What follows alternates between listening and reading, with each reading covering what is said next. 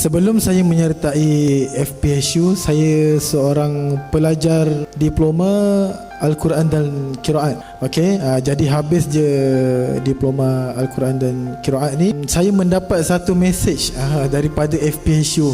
Okey, waktu tu mesej untuk menyertai program diploma haji dan umrah. Jadi sebab saya pernah pergi umrah pada kali pertama, saya tengok ada mutawif, ada pegawai operasi. Jadi saya tanya, macam mana nak ceburi bidang ni? Tapi time tu tak ada jawapan.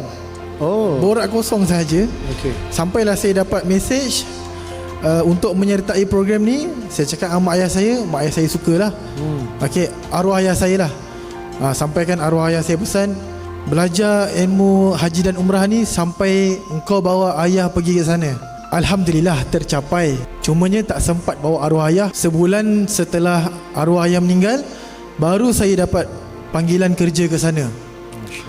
Jadi begitulah, orang kata apa, tekadnya saya nak belajar dalam haji dan umrah ni, dengan nasihat orang tua saya dan minat yang mendalam untuk haji dan umrah. Sebab saya nak belajar bawa jemaah macam mana bahagian operasi kan. Saya bahagian operasi Haramain yang menjaga kebajikan seperti penginapan, transport dan sebagainya. Begitu.